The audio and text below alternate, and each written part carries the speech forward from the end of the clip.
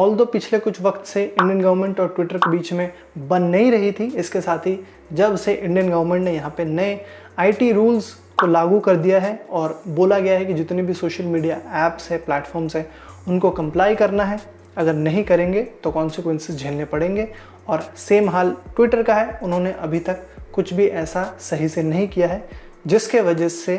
Indian government अब Twitter के खिलाफ सख्त हो चुकी है। तो हुआ यह है कि आज इंडियन गवर्नमेंट ने एक फाइनल नोटिस यहाँ पे ट्विटर को भेज दिया है, जहाँ पे ये बोला गया है कि या तो आप ये जो नए आईटी रूल्स हैं उनको मानिए या फिर आप यहाँ पे कॉन्सिक्वेंसेस झेलिए। इसके साथ ही ministry of electronics and information technology में जो साइबर लॉ है उसके ग्रुप कोऑर्डिनेटर राकेश महेश्वरी ने एक लेटर भेजा है ट्विटर के deputy general counsellor Jim Baker को, जिसमें ये बोला गया है कि डिस्पाइट हमने बहुत बार बताने के बावजूद जो ट्विटर को यहाँ पे क्लैरिफिकेशन देनी चाहिए थे, जो चीज़ करने चाहिए थे, वो अभी तक नहीं किए गए। इंडियन गवर्नमेंट ने जो ट्विटर को ये नोटिस भेजा है उसमें सबसे पहले ये बोला गया है कि ट्विटर ने अभी तक इंडियन गवर्नमेंट को जो चीफ कंप्लायंस ऑफिसर है उसके डिटेल्स शेयर नहीं किए। इसके साथ ही इन नए आईटी रूल्स के मुताबिक जो रेजिडेंट ग्रीवेंस ऑफिसर और नोडल कॉन्टैक्ट पर्सन है उसको कंपनी का ही एक एम्प्लॉय होना चाहिए था, लेकिन जिसको ट्विटर ने यहाँ पे अपॉइंट किया है वो यहाँ पे इंडिया के ट्विटर का कोई भी एम्प्लॉय मौजूद नहीं है। इसके साथ ही इस लेटर में ये भी कहा गया है कि ट्विटर इंडिया ने जो अपने ऑफिस का एड्रेस प्रोवाइड करवाया गया है वो एक लॉ फर्म का है, जो कि जो रूल्स यहाँ पे लाए गए हैं वो उसके मुताबिक नहीं है। और गवर्नमेंट का ये कहना है कि as a gesture of goodwill के तौर पे ट्विटर जो है उनको एक लास्ट नोटिस यहाँ पे दे रही है, जहाँ पे उनको ये हिदायत दी गई है कि ये जितने भी नए रूल्स हैं उसको जल्द से जल्द आप मान लीजिए। अगर ऐसा करने में यहाँ पे ट्विटर फेल हो जाती है तो आईटी एक्ट के अंदर जो ट्विटर को यहाँ पे जो भी सोशल मीडिया प्लेटफॉर्म्स हैं उनको लाइबिलिटी प्रोवाइड करवाई जाती है, उससे उनको एग्जेम्प्ट कर दिया जाएगा। कहने का मतलब ये है कि इंडियन आईटी एक्ट के सेक्शन 79 के मुताबिक जितने भी सोशल मीडिया प्लेटफॉर्म्स हैं उनको एक इम्यूनिटी यहाँ पे ग्रांट की जाती है, जो कि उनको लीगल प्रोसिक्यूशन जो भी उनके प्लेटफॉर्म पे कंटेंट सर्कुलेट होता है उससे प्रोवाइड किया जाता है। ये इसलिए किया जाता है कि जितनी भी ज्यूरिसडिक्शंस है वो इस बात को रिकग्नाइज करती है कि जितने भी सोशल मीडिया प्लेटफॉर्म्स हैं वो खुद किसी कंटेंट को ऑथर नहीं करते, जहाँ पे वो मेयरली सिर्फ एक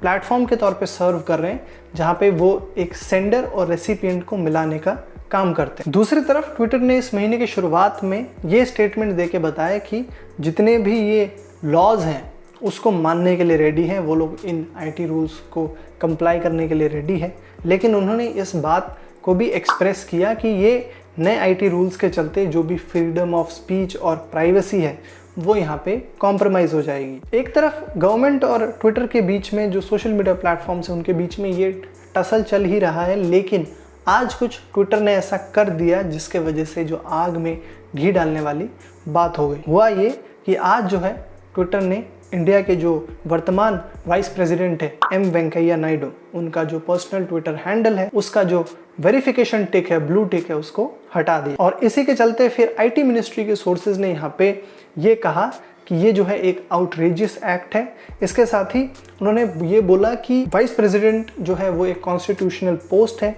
तो ये करना बहुत ही गलत है। इसके साथ ही उनका ये भी सवाल था कि क्या ट्विटर सेम चीज़ जो भी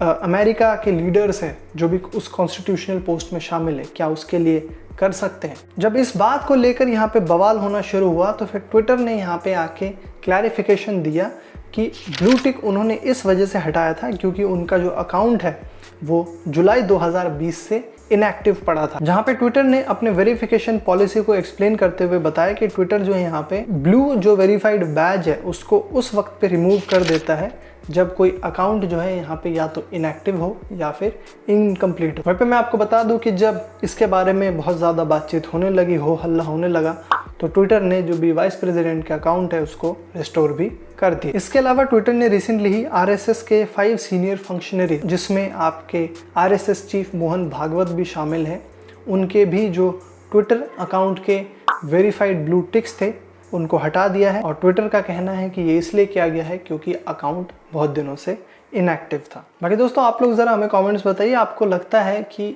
वाइस प्रेसिडेंट जैसे पोस्ट के लिए अगर उनका अकाउंट यहाँ पे इनएक्टिव भी है तो क्या ये जानते हुए कि वो एक कॉन्स्टिट्यूशनल पोस्ट है उसका वेरिफिकेशन बैज हटा देना क्या ट्विटर ने सही किया, या फिर ये उनको यहाँ पे एक बार कंफर्म कर लेना चाहिए था? जो भी आपके थॉट्स है कमेंट्स में ज़रूर बताइए। बाकी आई होप ये जो वीडियो आपको पसंद आया होगा, तो प्लीज़ लाइक करना, साथ ही अपने दोस्तों के साथ ज़रूर शेयर करना। वहीं पे अगर आपने अभी तक हमारे चैनल को सब्सक्राइब नहीं किया है तो ब्रांड से related news updates, brand stories और इंटरव्यूज़ ऐसे रेगुलर बेसिस पे देखने के लिए हमारे चैनल को सब्सक्राइब करके बेल आइकन को भी ज़रूर दबा दो। मैं आपको मिलूंगा अगली वीडियो में, तब तक आप अपना ध्यान रखो, घर पर रहो। Thanks for watching.